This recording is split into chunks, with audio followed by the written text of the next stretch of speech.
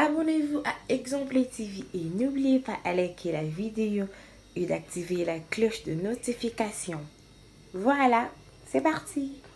On a vu ça après, on appelle ça grâce des mots. C'est là qu'il me semble qu'il y a quelques jours. Alors que Karine, là on a fait les bongo, a baissé bongo, plus loin à Kenda qui pas à consulter sous il y a Eddie, à consulter sous Eddie, pour la qui c'est matadon, il va la wana, elle va la moi Sony. Pour preuve, il fait que Karine pour pas bandi, mais qui va dans les zongi, bah bien na bandi. On fait grâce à la raison. Wana na lobi bongo. Tena sekina. Eddie ngwa zana onani. Edingwe biso to yebita to bandeko non c'est faux edingwe biso to koli to bi no vewana azane kache ozo reprendre parce que edingwe tiba to balinga ba komi c'est so edingwe azamu azaki ne vemo Karine na lobango pe na ba émission pe na kotina koloba c'est ça Karine so ezalaka kiss papa masila kala mais pona nini bango bolo ba kiss combien de filles ombe ba filles lelo ya internet bazo luka pe ba koma na succès le roi Karine mais edi ngwaza kutu na kini Karine na poto ba kende kamba mo ba monie ve c'est la ngape na koma na le Karine na succès parce que ti lelo ya na film mota le Karine na succès na bien mbongo nini Karine pe na papa est-ce que Karine a tout li Karine a tout li te noko même yé moko noko ana pe fe la ebigete moi so pas moi sirito moi so pas moi ça makambo papa to bala na rapona ba implicite to bala na rateke pona yo obali moi so ya a détruire yo non confiné voilà confiné ça baza confiné bakangi bango libala ezali onga na ibisi bato na bandela ngosu anga Nicolas libala Karine ezali to pour Saïdati bientôt là tata ozo finga mutu ozo finga batu pona ye artiste aigle tina côté abando considérer opeka na bandenge mo bongo ozo reprendre yango moni ba biloko yango ba retomber na minute déjà nga na yo ka baza una babengani nde bango na air victime bana besoin na bango te ba lobela pe société ana besoin te artiste a besoin ça musane ki liboso ana besoin te batu ba fingela ke batu nana azana leke pa Karine musika de mwana wana Karine ana intérêt moko te ya ye 3 mwana wana Karine ayebi ete sko okene lamba wana posa na ngoni omoto ntolo ba biloko bongo so ba retomber na ngonzamba bando frapper yo kara a frapper na mwana bato azane innocent mais yo moko mama te mabo makila moko tango nzamba frapper ezo kitela mbamo mwana de ba biloko na kolanda te de carré parce que Karine mambo ba kisi ba nzolo banele lote fia kisi moi c'est dingwe nani be mutango siko ngamona posa question place na biso ba congolais obi biaki muta en place ndia mabe na ese pe na place mutafandi sa na mutema na e kete place ne yango o mutema mabe voilà Exemple TV qui toque rien à dire. Abonnez-vous massivement sur Exemple TV. Batou bolinga nada encore comme il y a ça Peric boy. Faut vous s'abonner. Vous s'abonner na Exemple TV. Ça Exemple TV. Bibo s'abonner belé à la chaîne YouTube. Exemple TV qui toque rien à dire. Yaya ndé toyoka comme exemple à suivre cette fois-ci Exemple TV. Si on voyait exemplaire en autres non yaya s'abonner. Exemple télévision c'est vraiment un exemple à suivre. Il n'y a pas de polémique, il n'y a pas de conneries, il n'y a pas de... C'est vraiment... Il y a dans la lignée, il y a dans la nzela.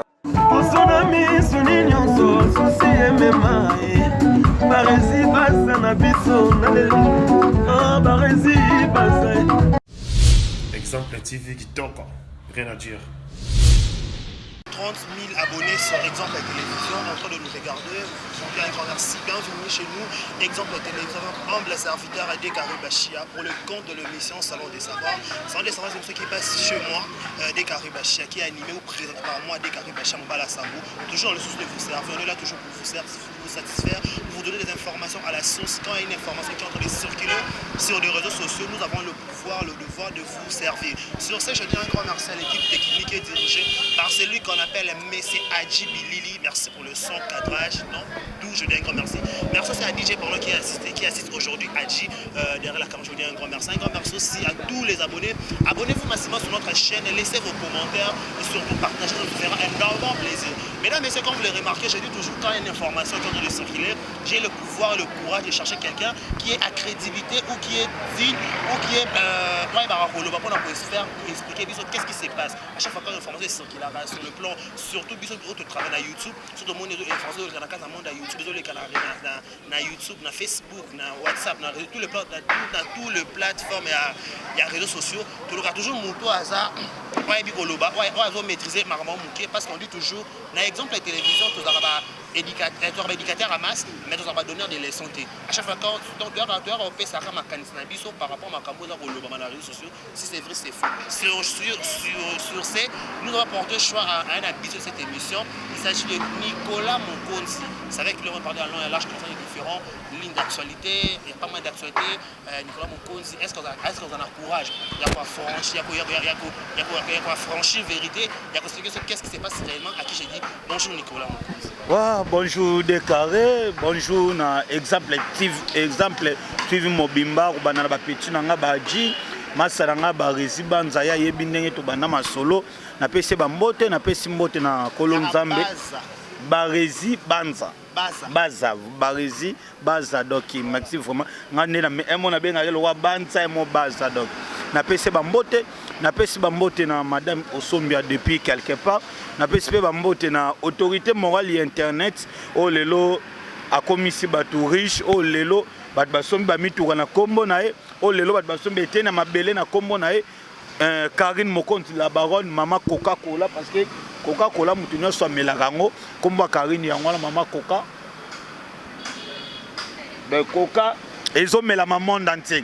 Donc cela veut dire que succès à Karine na internet mutu moko ta robo yango ke yaza autorité morale. De Karine a le roi Coca na pese ba mbote na pese pe ba mbote na belle-mère na nga mère Kula Monique na pese ba mbote sans oublier Naomi Mayolo na PCP Bambote depuis quelque part déclaré Nicolas Mokonzi yo to matamba moko donc to matamba la moko Nicolas Mokonzi va to kota penda na ba si je te propose to prévoir qui pour une émission les lots voilà porter parole à ba musicien voilà est-ce que l'information les ont pour les musiciens actuellement à Kinshasa la première information aux livrer ba to le lot na chaîne voilà déclaré merci mais aussi lisango bien té quand Nicolas Mokonzi parle que naza porter parole à ba musicien ya ba musicien oyo ba kosala musala ya bien ah o ba kosala musala ndenga na oya na lobby mais za ba musicien misusu azomi komisa grand maintenant nous ta comme migrant songa Nicolas Mokonzi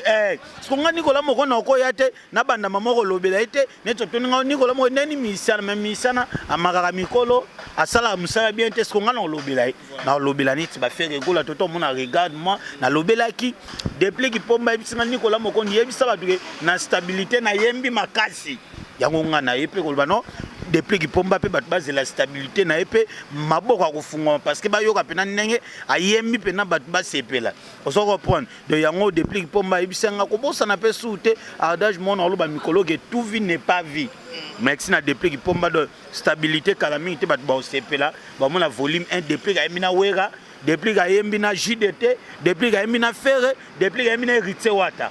Donc voilà message yango wana bat baozela depuis pour ma stabilité na kena Ibrator piana mon ombala batu oyo ke ayembaka bien après ça batu banzemo melelo bana ba misusu ba leki ba omoluka lokwa ba se comparer yé na bango alors bongo ce n'est pas bien batu pe bazela ce n'est pas sorcier ya Ibrator contre maître bazela ngombe maboko ofungwama Ibrator ayembi na faire gola Ibrator ayembi na papa chéri Jibem piana o lelo 10 ans ngoyo déclaré batu nanga mais Nicolas Mokonzi papa chéri Jibem piana to ka na ba concert est-ce que na ba disque to ko ka ete me ba yo ka sko ndenge ayembi na Ibrator bat base la mélange mille de mots ya héritier watana boss live après ko bimisa désolé na nenga senga ki batu pardon asenga ba mama bat base la pe mélange mille de mots boyoka masala nga ambulance d'Angola nenga boaki aduka na ebité soki o ambulance abwaki na lobanini parce que tant na yoki ba mo ba parti ambulance na zena petit na nga DJ Paulmi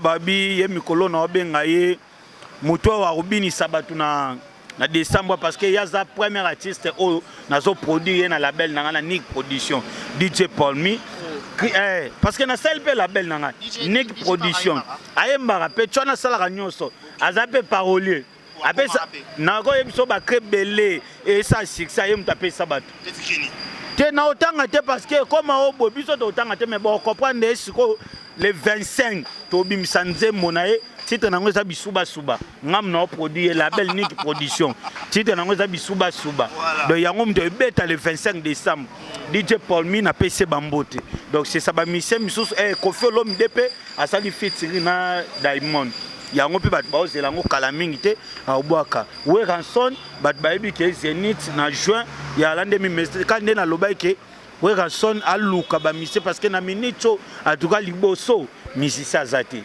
donc c'est ça je suis là pour défendre pour na lobela ba artiste nyonso ya biso oh ba osala musala bien oh moi na tan kombote de caresse ke na yoki bango te se ba bimisi lorote oui rappeler nga na za mutu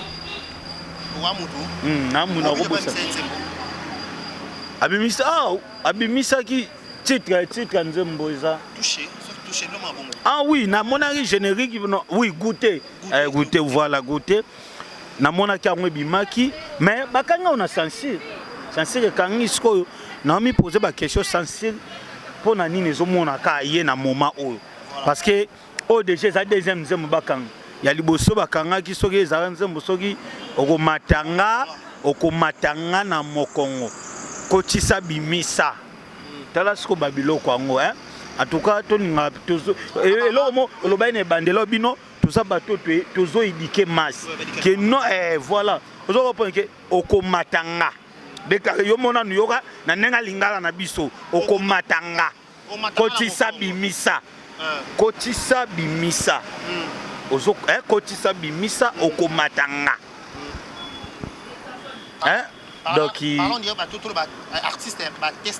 voilà ozo mode eza analyste ozo sala okomatanga kotisa bimisa ni nango bazo kotisa bazo bimisa okomatanga na umato na mkongo donc do mona babiloko wana pena tuka na olinga na ba artiste balisala ba œuvre bien omoni na kala ba papa na biso ba grand maître Lwambo Makiadi lelo toyoka banzembo na bango zoka ki banzembo mombo ezo éduquer mokolo na kokufa nani yako nakanisa kaka ozolo oh mama mokolo na kokufa ozoko na message ozoko ba ezata ki onini so bani o déjà za deuxième fois ngo bakanga artiste Mundibu Nzembo adobi misagoute revient chez l'artiste ou soit la faute revient sur le staff et artiste. Non, parce que staff ya moni ngande na zana batu nanga avant ngana le kana lobelo mobo na solo na bango na analyser non izabo erete o to longola o to tsika mais soko monde déjà comme mi balé mi satu wana déjà c'est que yo moko l'auteur makambo oyebi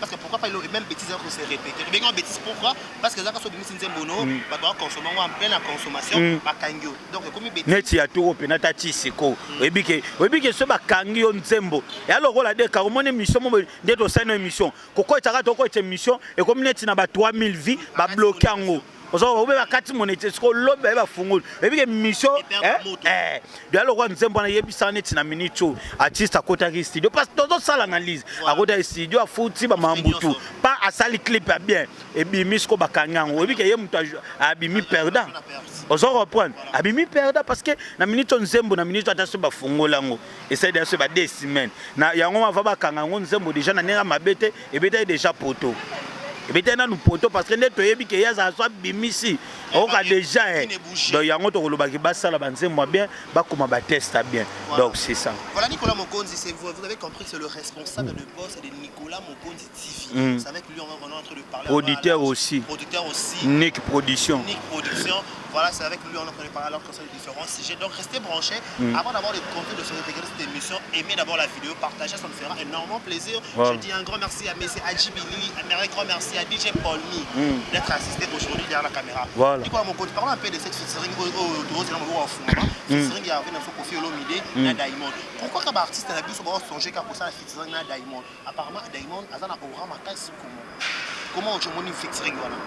Ouais, voilà le mot le bien les appena très important makasi parce que sauter na moment moko boy ba musicien na biso pena ezaka ke muta uti pena mboka boy pas aya sali featuring na yo on n'est pas featuring mais biso et comme vraiment trop biso ne to comme bima trop libanda ko luka to ke lo wana ngani kola na roza la contre te mais ce na bina tel on a deux sens na on sepela pena pété parce que omoni lelo bato lokwa bakofi wana babeta pe bamama na bandule do nga so naleki lelo na tv na boya lokwa kofi seke mutu nange ekoti bapesi mais komonake lelo tomonaki babandaki na artiste aigle après bayobeta na jeune leader afro congo inosbi troisième yango susu do omona déjà que na niveau so otali kutu bien on dirait biso pe surtout au accélérer un plus sous ya makasi parce que trois déjà artistes aujourd'hui aigle inosbi kofi pe ba featuring ngo ezaka ke bon j'ai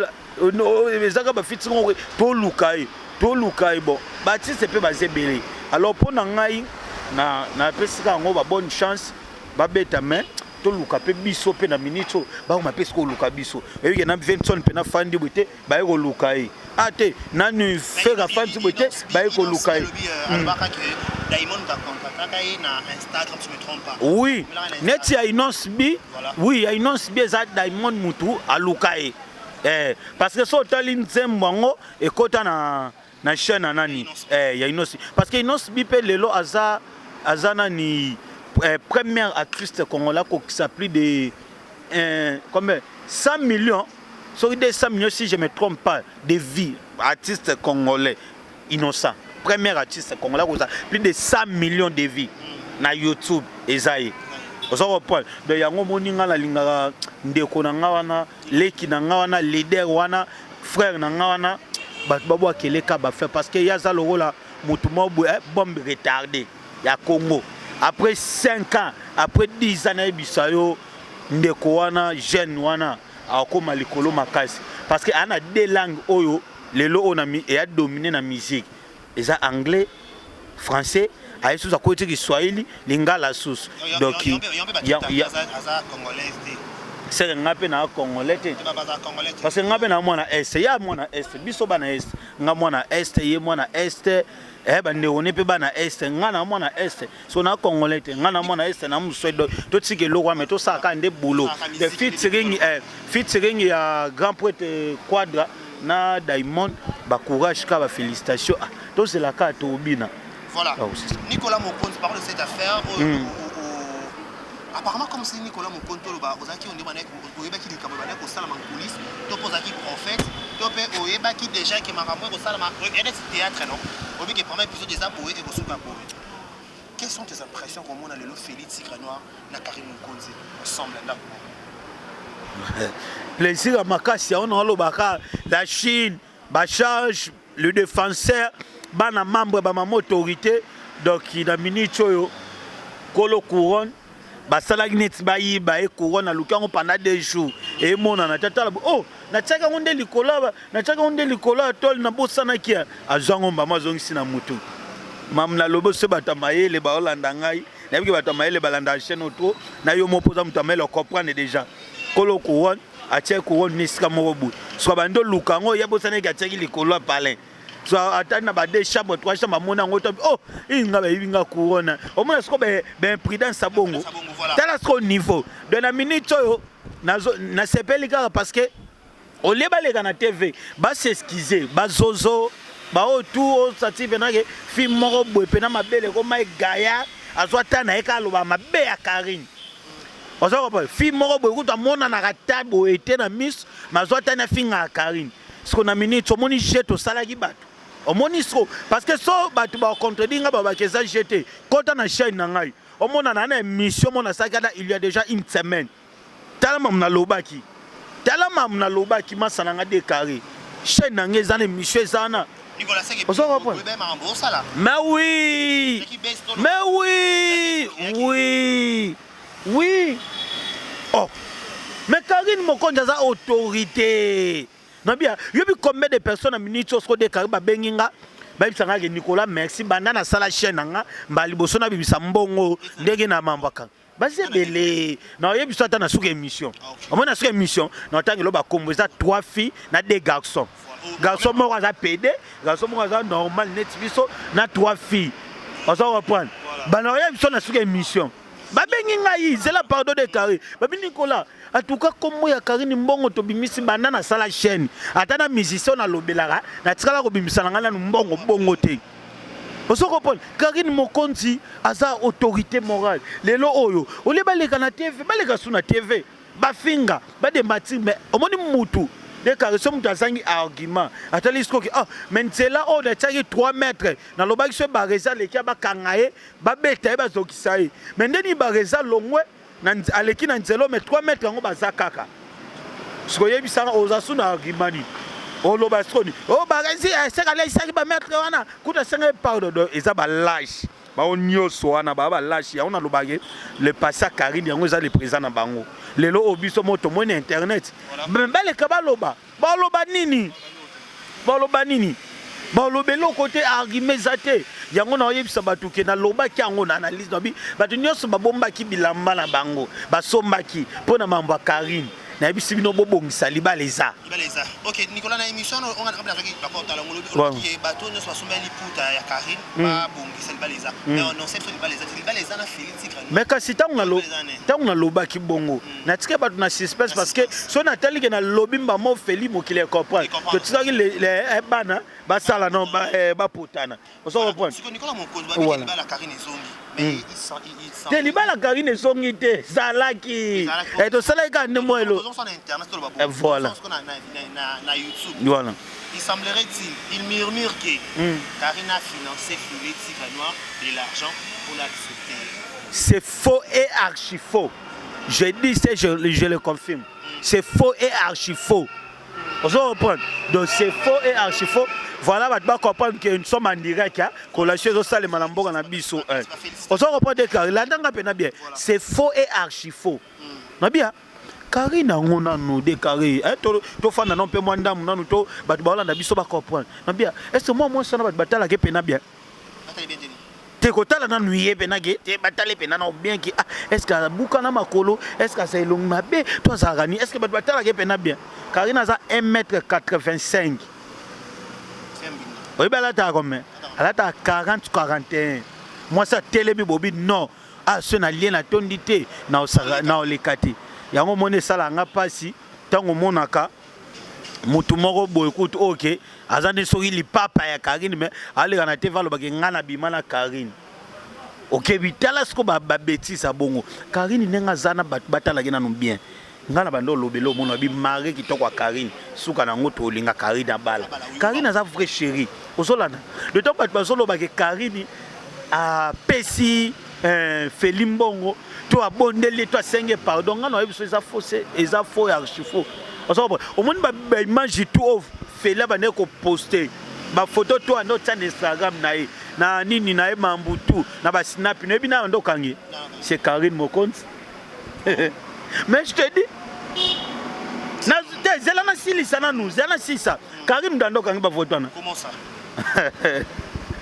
mais c'est l'eau de salaki batu ozo reprendre Karine yango na ebisaka yo de nabi na loba ngo même na émission nabi Karine a bouleversé makambo ozo reprendre Karine batu ba bimisi ba single abeti sango bu elali et c'est l'autre ça ba photo tout fait là bande ko tsa o mona auto mamuta zo koma Karine tando kange ba photo wana oui Karine a kange parce que ça jette to salaki to comprendre na nous to e baba voilà Karine on ne pas affilora ce qu'on dit Karine n'a pas affilora avant na donc on a Félix a kange photo to même ma affilora peut-être on base affipe à côté na base oui Karine abane ko aka ko l'exagérer pas fi andola le pas fité baza va pas ngana yebisa ane ko yene tsinga de Karine on a parlé ya no ya na ngai po tala ke lo mo beto salaki ba ba comprendre de Karine lo ba wa Nicolas Mokonzi yeyo Nicolas zepa na ngai mais na zonga la ngana butu pourquoi Karine nga ça le autorité morale non oui bien lo wana ezaki poani Alex Akabatuke ba musicien belé bosa net bo dimnenga mais nga sona bina se poser pas Karine Mokonzi boyo kanapete tolobela banze bwe bimagi na komba Karine actualité bimagi yana de beti makasi yana ne lobisi ba makasi c'est Karine Mokonzi ya yo lobela te alakisi bamisa na kaka grandeur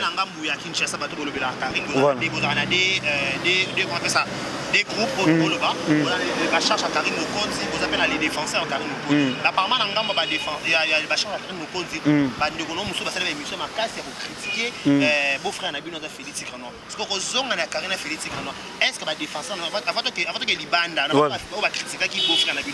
Est-ce que les défenseurs au Boloba la Karim. Par contre, on a courage de faire un monopole sur le web pour s'excuser devant Félix Grano dans la caméra. Voilà, autour d'une campagne qui soit bien, on a eu Sarabatou. Nabisaka batu boye masala nga déclaré nga Nicolas na lobela Karine pour n'intérêt te nga Nicolas tuna bareza yebi ngai na fana na Karine nga to travailler na Karine elenga Congo nga zaki chef wa Karine elenga Congo na zaki coordonnateur na coordonner chaîne nga Nicolas Mokonzi ozo comprendre ba watu wana ba Jaël Show ba Juvenal Kibala ba JTK lelo basasa na bapoto lelo babiso pe baniko na benga kini pe zamba zo sunga ngaza ki cordon do tina na lobela Karine yake na nenga to fana ki na bango mo lelo pe so mutu mo leki ofinga Jalito Juvenal ngana ya pe na loba parce que bango nyonso wana nazana ba bien fait na bango to fanda to lia to seka ezaka pona Karine te donc ce que belo mona bango ba lobela Karine wana baye ko lobela Karine pona chaîne mate kende liboso baye ko lobela Karine pona batala bango de Karine yo yambanga plus de 2 fois batu baye ko yambanga be mission ata ba 40 émissions na sali mais quand na chaîne nga mamba Karine so be mission belé na sali ko zaka moko to mibale voilà mais so na ze mutu intérêt ne fona ça sabe mi mais kota e pa batu biso alors bande ko ngana basala ki de mission basenga bolimbisi émission ze na tinelo ko to lien basenga ki bolimbisi mais tout à l'heure, on a un groupe, on a fonda, on a créé, on a fondateur. Moi, on a Miguel Mapula, moi, on a Maureen Bola, moi, on a Tinalash, moi, on a non, président Abisso héritier Boula, Massalanga Beret Rouge, Nani Sous, Nani. Oui, Beret Rouge dans la moko. Moi, je suis en 5e mission à Boyaï. Parce que non, pas comme ça. Boy. C'est ça. Oui, pour banana basi basa banana nga. Boya mibali basa ba frère na ngai. Etaki nga fondé créateur les défenseurs de Karine moko ba petit na nga ba ji ba yebi na bino boyete boy. Donc mona kezaki bien. Ba charge ba dekonaki. Ba sengi pe déjà ba pardon. Donc c'est ça. Avant ba senga non pardon. Pourquoi un lobby qui baisse mon salaire qui a Karine. Le fait que vous se conscientiser, vous se concentrer, vous merci. Congrès. Merci. Yango na ibisi oboy batu nyonso bazala na Karine ayebi qui de Karine yo so finga ngai ata lelo zonge pa na nga ebigendo zaka nenge moko te na moto depuis to zana finga na ota omoni ko la mokonzi depuis na zana Karine avaki poto si lelo to tsika lobeba na nga na ite suana bato bele wana ba finga Karine ozo comprendre baye Karine pas amutu te taka mutu mozana wengi okenda oloba ozongi bazana ndeni sikoyo ndenge zana siko Karine pe azasta soit fungolinga akofungola mibale misatu te parce que mutu musupe émotion ko sala na omona micro ka alobi biloba loba donc c'est ça voilà ndeko na biso ya presse comment on appelle ça grâce des mots à ça qui me semble il y a là quelques jours alobi que Karine là on a fait les bongo à PC bongo plus loin à Kenda qui pas à consulter sous il y a dit à consulter sous il dit pour la qui c'est matadon libala wana elle bala moi Sony pour preuve il fait que Karine pour pas bandi ma bala les zongi ba ya penga na bague ya fiançailles ba la tisa et pour PC valeur na zongi bongo et souper c'est maté wana lobi bongo exactement la raison wana na lobi bongo tena sekino edi ngwa za na onani edingwe biso to yebi ta to bandeko non c'est faux edingwe biso to koli to bi no vewana azane kache ozo reprendre parce que edingwe tiba balinga ba komi c'est so edingwe azamu azaki ne vemo bwa kache na respect makasi pa nayi ako déconnecter mabe na baza ba ve ba ekona mboka na biso na respect nayi parce que ngana za bien éduqué ngana ko na TVT pour na manquer mutu ozo reprendre master nga de Karine Karine na lobango pe na émission pe na kotina koloba c'est ça Karine so ezalaka kiss papa masila kala Mais pour la nini, bango bolo bageki. Combien de filles lelo internet?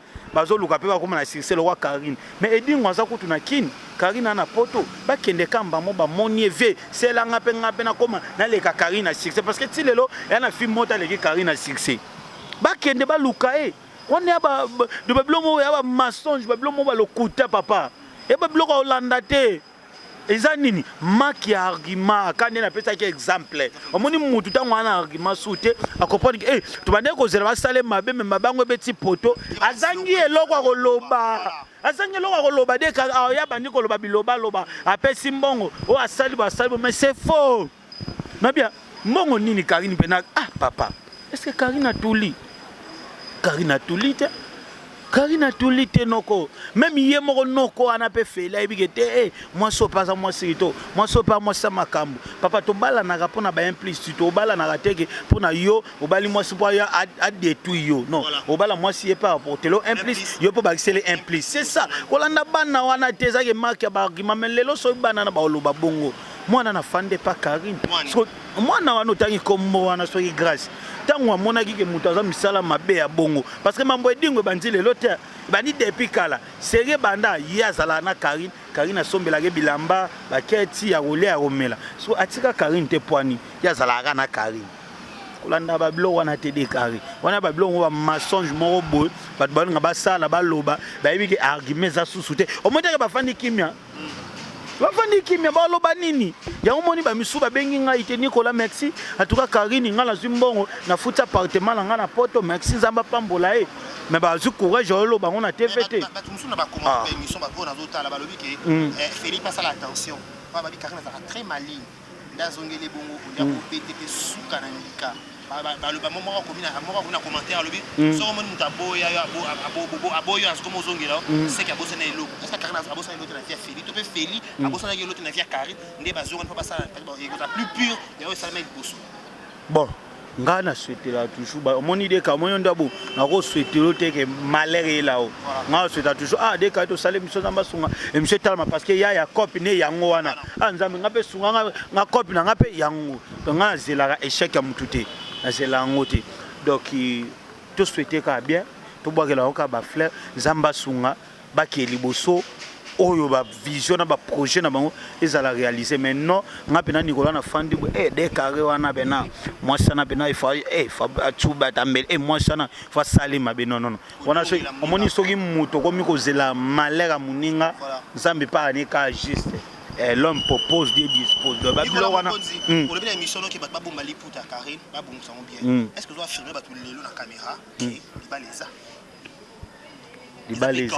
libaleza to poussa date parce que na poto na minito baza confiné voilà confiné ça baza confiné bakangi bango libala ezali onga na ibisi bato na bandela ngosu anga Nicolas libala Karine ezali to poussa date bientôt là tata bobo misara bilamba bobo mbango boga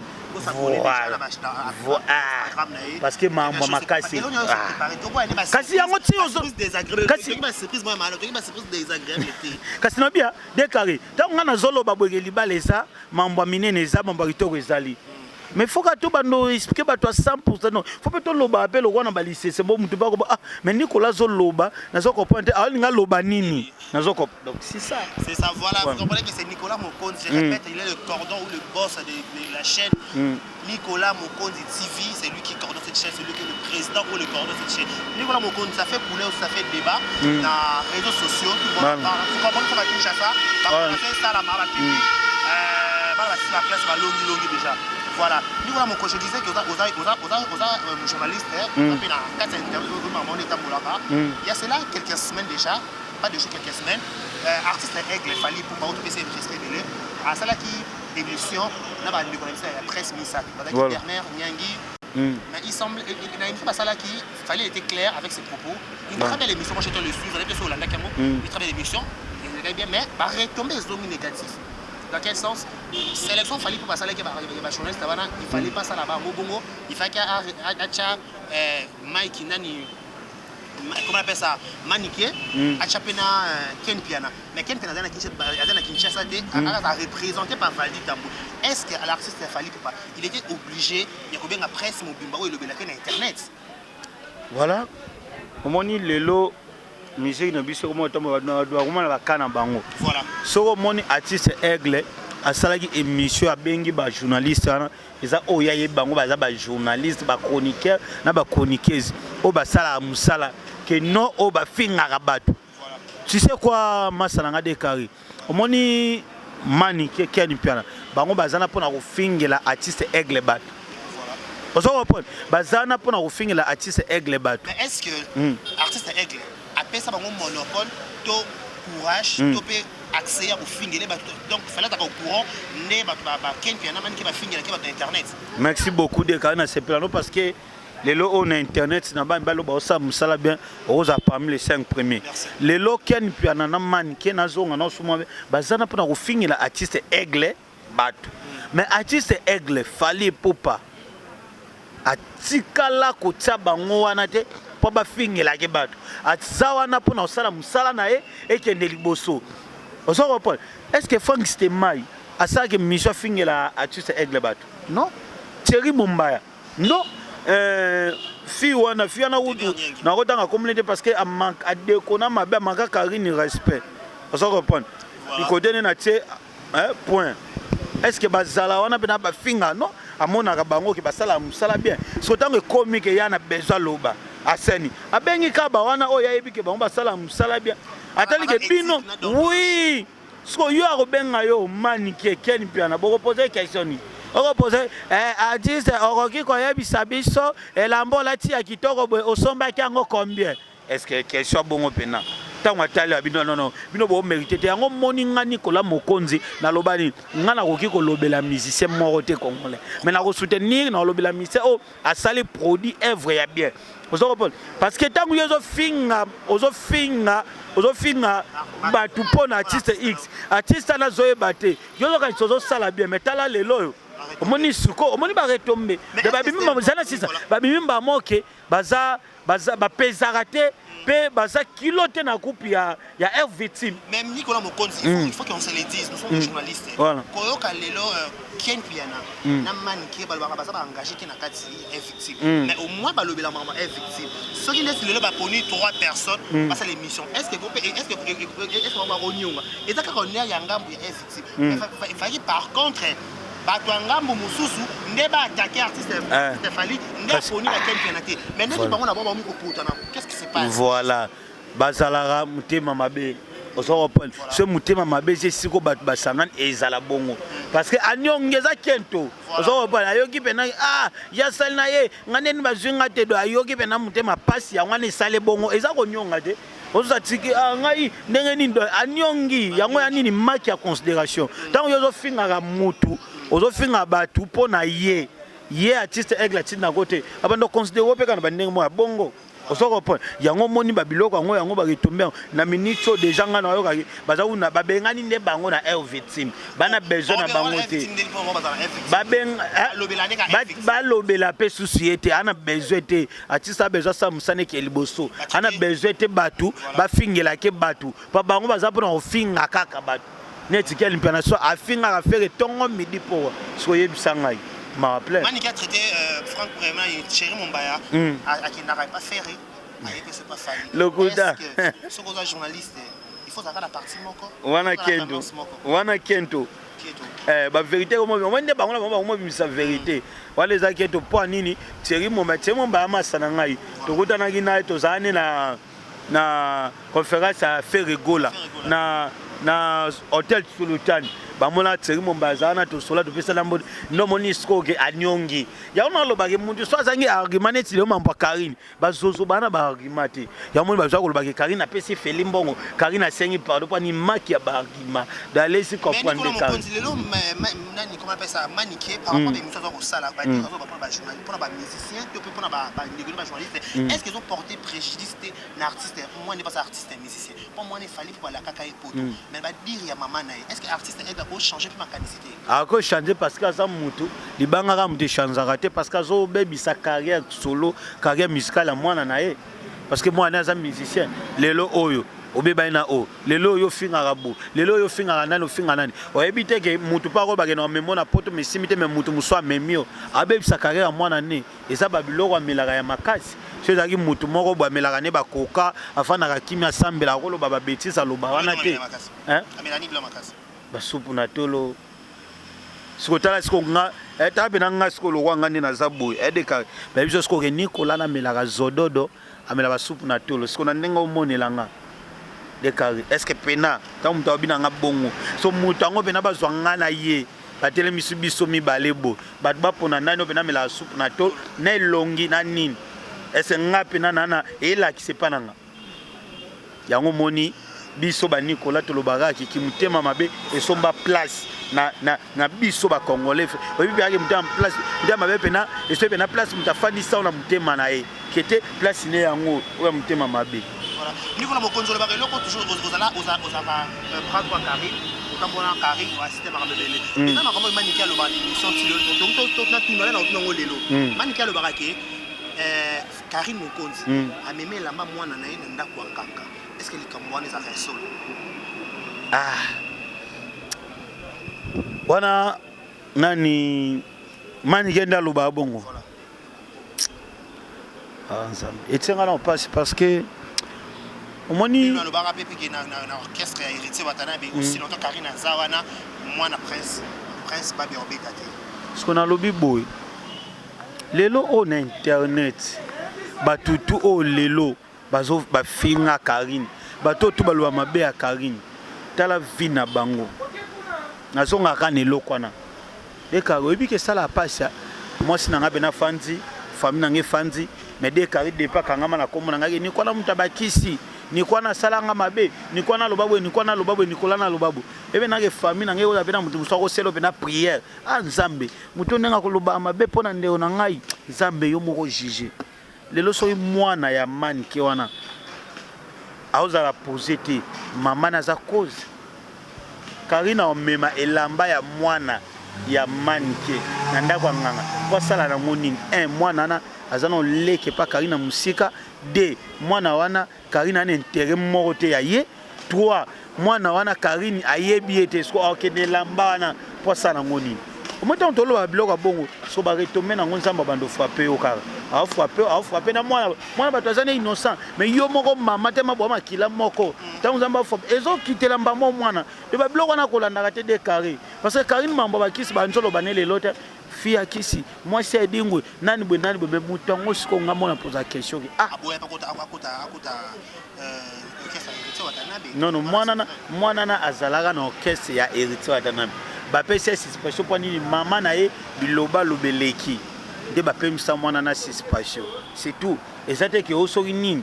Voilà, c'était là Nicolas Mokonzo. Lentement, nous arrivons déjà à la fin de cette émission. C'était là des carrés chargés de ce coup.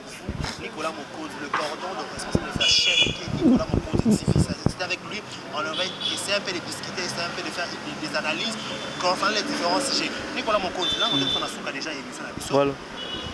Chez Ngenge, a produit dans la belle il y a mais ça nécessite débat et combien au final maman va tout j'entends ici il y a encore et combien est gauche mais droite qu'est-ce qui se passe j'entends ici nani Shine ça le mois déjà na BCBG avant sa carrière solo et l'autre a porté choix na ça la quatre groupe il y a Wilson où est le mal pourquoi ça nécessite des débats pourquoi ça nécessite au final au monde internet bon et là on a au conseiller kaka na mingi na j'attends parce que papa chéri Jubé Piana yeba mamba ko finga na pena ye azala bablo wana te Jatamsin boma moto Shine déjà bimana mouvement ako sala carrière na oke wera a produire yo tika to concentrer ba de match à papa chéri Jubé Piana ndenge ko bima esala mamnango sika ba polémique ezanga mutuna makolo ba ba mo manquer papa chéri Jubé Piana respect pour na yo boma moto sika ba bilo wana parce que tozaki ta ya kosola pena Shine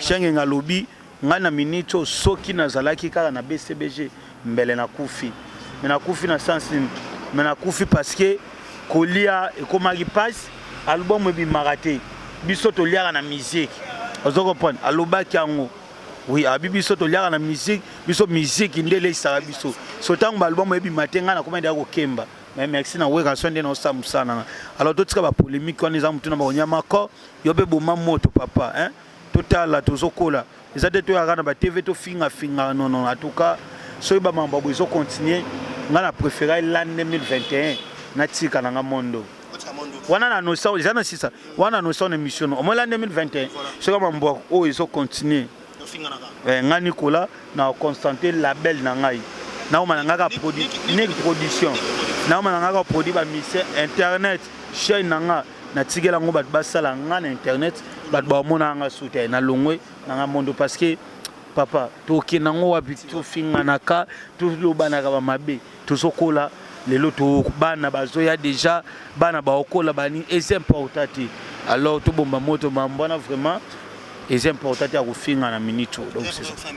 Nicolas Mokonzi, dernière question avant de annoncer émission voilà Patrick Beckham Fouya Villa DJ Paulmi Fouya Villanoa a mis cette émission c'est le moment vos impressions par rapport à Nzembo félicitations na parce que a epatenga makasa na ba mise nyonso balongwe ba fabricage hein o balongwe mikolo a part na no ivoato alongwane kala balongwe mikolo atuka na banzembo na fani na yoki iza opene kotinga iza garçona zama pamola Beckham tenan na lobela no mto tuningai zama pambola aki liboso parce que taka nzembo akomisinga artiste tango la bandela ya zaba ya c'est le moment ozo repon tango ngabe na kozwa ngai tango ngabe na koboni yo pe so yo bonden ngabe na koboya ozo repon donc en tout cas félicitations na instrument Patrick Beckham a c'est instrumental ya nzembo ya c'est bitama déjà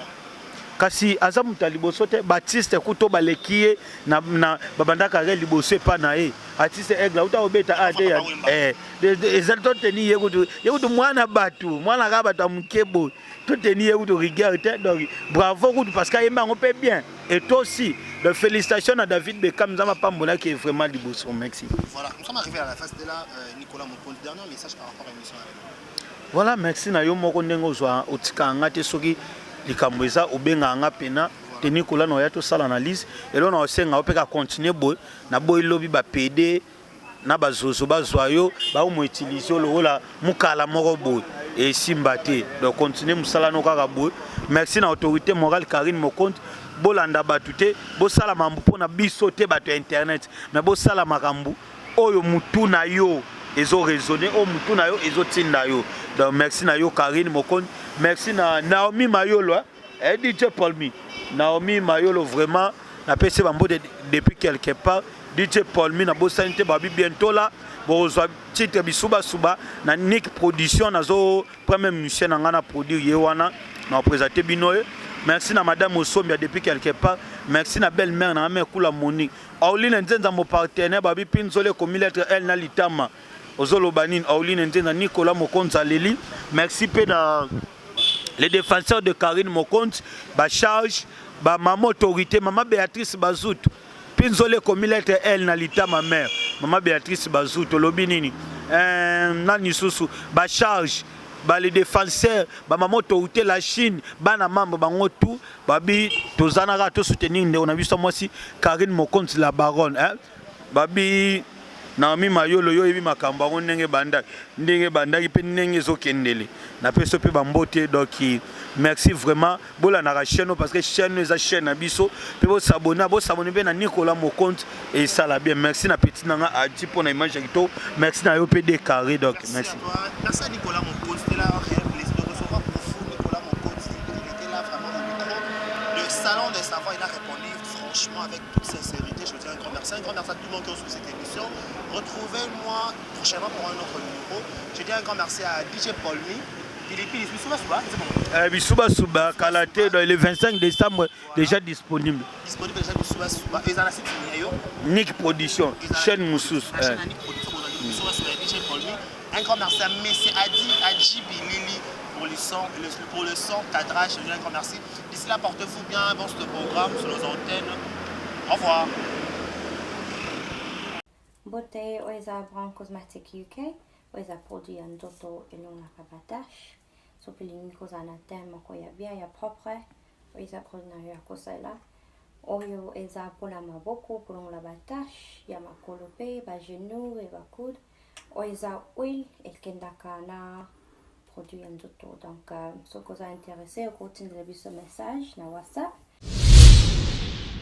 Voilà, bonjour, bonsoir. Bienvenue sur place Bogota Labiso, Mbote Nabino. Partout dans le monde, non seulement la communauté congolaise, mais les Ivoiriens, le Gabonais, le Français, partout où vous suivez exemple de télévision, Barizi Baza, monsieur le journaliste Nabino Yeyo. Alors, je suis venu vers vous pour vous annoncer que désormais, Barizi Baza, exemple de télévision, tout ça, les fondations Barizi Baza. Fondation Barizi Baza, eza wana pona koede, pona kosunga. Bato nyonso bazana ba problème bao nyonso bazana ba problème ezala ba problème oyo ko toucher peut-être social bazanga ya kolia bazanga ya komela nzamba tout nsi motema nanga ya mukie oyo to kubanda kozo to banda ko kabola yango na ba orphelin na bana bitike na ba parents oyo ba comme déjà na ba âge avancé au beta batika bango na ba veuve en fait ba vieillard ba veuve et tout to banda ko kabola na bango yo muto kozala toucher o banda kotala biso. Vous avez besoin de contribuer à pas 100 fois parce que la Bible nous dit celui qui donne aux pauvres prête à Dieu. Alors sur un Dev Sanzambe, bon mais on a oyo zora to moi muki oyo zoro kabula ngona bango alors to bando que rememela bango parce que ah exemple la télévision les appenda exemple donc to zawana pour na ONG na biso auto lancer yango accompagné avec Yannick Chamba qui est mon sponsor, qui est mon boss, qui est notre zapenda touché dans les camarades Barizi. Pourquoi pas 100 francs on a peine à Zorato Kabola, on a banabiti qui est orphelin, to bando kita to bando ça la descente. Alors numéro la biso d'ara affiché, on a yom tozo ta la biso, aux années lamba, aux années carton, au bando tinda ba père ba chaussures, ya bana ya ba âge nyonso au sangi sigara, to bando memela bango et pas la biso ça. En toute sincérité, tout ça, mais c'est une question de conviction, une question, il y a motema donc de tout ça touché, accompagné de Yannick Chambawa, que Barizi Bazana contribué à la vision pour que tout aider les orphelins. Donc, Moututo Kota la biso, on a besoin ou aider les orphelins, pour hésiter à bien biso, adresse à Kitoko Yangoyo, exemple de télévision. Merci, merci, merci, Fondation Yabino Yangwana, merci beaucoup. Voilà. Yassika Eye, exemple de télévision et Boti Barizi Baza TV. Merci beaucoup à tous nos abonnés, merci beaucoup Naba Fanatiko Bolingangai. Barizi Baza TV. Donc BB TV.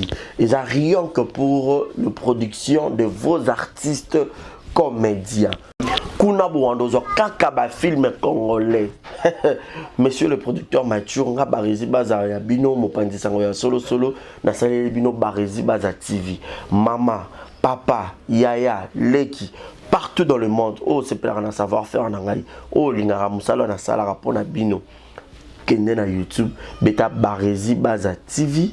Place par comme s'abonner en rouge au cliquer qu'atteint au moins la cloche moko ya notification ngonga moko ya mopandi ya s'abonner.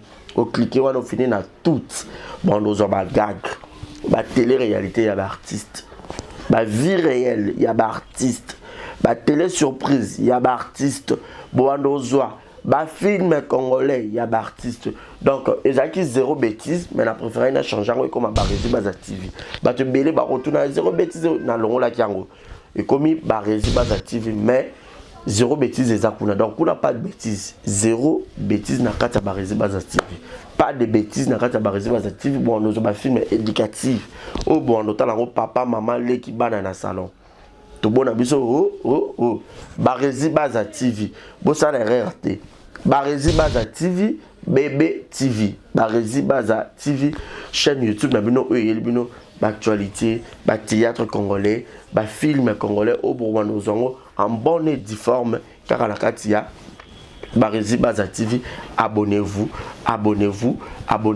yopo yoki sango partagez sango yopo yoki sango partagez sango batutu ya kati exemple de télévision boki mape mbangu na Barizi Baza télévision ba amoureux tu ya théâtre batutu botala SB TV batutu botala Belleville TV batutu botala Naomi Barcelone TV Fanny Massoudi TV ba chaîne tout est diffusé ba théâtre ba Leke TV batutu o ba diffusé ba théâtre.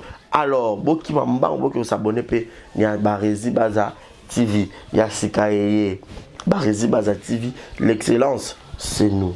Le savoir, c'est nous. Le bon travail, c'est nous. La qualité, c'est nous. Barési Baza TV, vous ne serez jamais dessus. C'est parti, abonnez-vous. Je vous aime. Je vous aime. Abonnez-vous sur Barési Baza TV. Bye bye.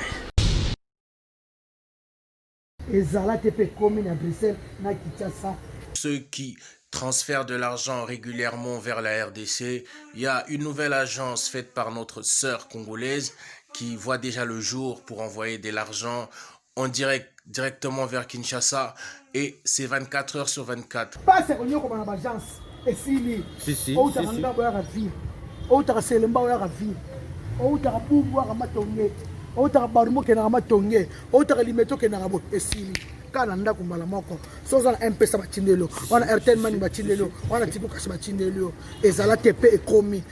Pour ça, il faut contacter l'agence SMS de la sœur Sévérine Munchua Sevastro. Et à Europe, na Kinshasa, agence de transfert, il y a sire à domicile, batikelo par un ndap, et bien le par un téléphone. Maman Sévérine Munchua Sevastro, assisi ma solo wara. Yo benga numéro na pension na Belgique, partout en Europe, au benga 0032 48 344 22 51. Yo benga kaka. Maman la biloka passe avant ni monge bibélé na téléphone. Vous allez sur son Facebook et vous allez poser toutes les questions que vous voulez. Vous aurez toutes les informations qu'il faut sur l'agence SMS. Allez, check. Yo benga kaka numéro wana. Merci na yo. Maman c'est Vastro. C'est véritable vrai chéri. Monsieur Wanyao. Maman na bébé. Ana tante ya omenga batu mbongo. Asa wana kutute. Awana Kinshasa kaka. Numéro eza moko. Au Pessi Kuna Bengi 00240 3 code Mboka RDC 89 031 62 86 Batine Lumbo. Et ça TP commis. Taranga qui s'enjoue kaka ngandimi pour la sina swaki. Non la sina swaki quoi. Merci beaucoup. Je vous aime tous. Confiance kaka. Benga numéro 1 agence Yassir. Merci. Thank you. Thank you. Coucou mi yaya, mi maman, mi papa, baya mi bali, baya basi bino nyonso, ba gros bisous na bino.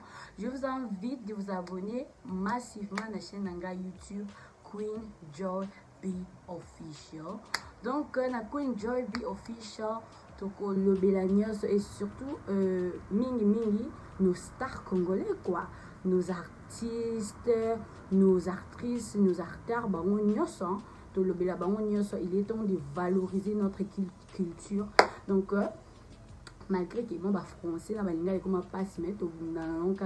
donc je vous invite de vous abonner, vous ne serez pas déçus. Donc, quand même, je pense que ça lit bien en français. Donc, s'abonner à Kaka. Donc, bisous, Nabino. Exemple TV qui toque, rien à dire. Et abonnez-vous massivement sur Exemple TV. Batou bolinga nada, encore comme il y a 100 périques, il faut vous s'abonner. Vous s'abonner à Exemple TV. C'est Exemple TV. Vous s'abonner à la chaîne YouTube. Exemple TV qui toque, rien à dire. Il y a un exemple à suivre, cette fois-ci Exemple TV. Si on voit exemplaire en autres, il y a s'abonner. Exemple télévision, c'est vraiment un exemple à suivre. Il n'y a pas de polémique, il n'y a pas de conneries, il n'y a pas de... C'est vraiment... Il y a dans la lignée, il y a dans la nzela.